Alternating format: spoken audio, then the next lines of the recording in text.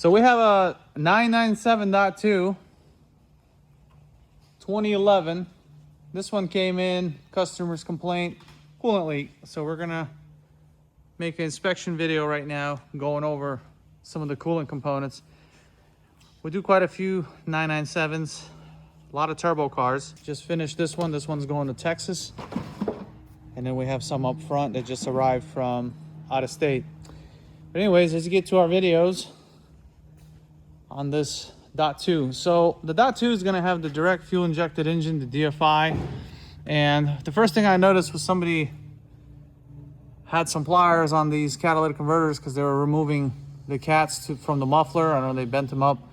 I don't know exactly what they were doing, but I could see that the bolts were turned. Some kind of work was performed at some point that was pretty recent. I would say maybe within a year. So if we look here, everything looks pretty good. It does have original coil packs. There has been an update now on the coil packs, so that would be recommended for a replacement. However, when we come down to the passenger side, right side, there's excessive oil coming out of this turbo pipe right here, from the exducer to the inducer. So we may have an issue where the turbo is pushing out oil, but we would need to further investigate just to make sure. That's what it appears that we have just by quickly observing all the oil that's been kind of dripping out. And we have some here on the oil return can as well, some residue that pretty much has sand and dirt all over it. But what we're gonna do is we're actually gonna check. Customer's complaint was coolant leak coming from the left side. So if we walk down this way, at some point someone hit something underneath. We'll get to that in a minute. But this pipe here has a clip that was actually undone. So this is actually coming out right here. So during pressure, it starts to leak out coolant, as we could see that pink residue. And that's coolant that's been spewing out. So we try to push it in, but it will not clip in. So someone might have had this pipe out and something's damaged here, because there's actually a slot in the steel insert on the coolant pipe where it locks it in place to the radiator. But it does not look like we have any leaks from the actual radiator itself. It's really just from the connection point here. Although these radiators do leak over time because the debris in the back starts to deteriorate the radiators. We do quite a few of these.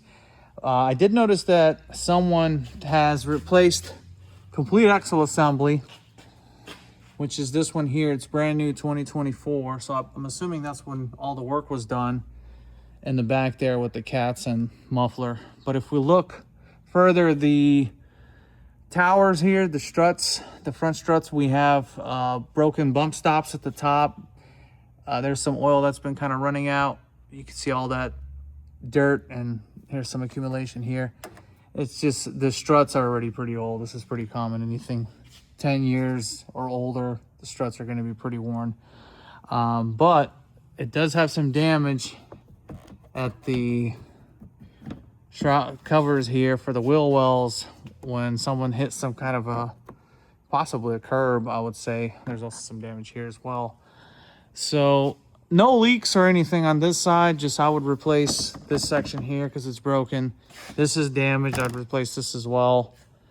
But that's really it on this side. The car is in really nice shape. It really just needs a service. And it's due for a major one, because if we come back to the water pump's original, and we could see the residue inside that the water pump is leaking.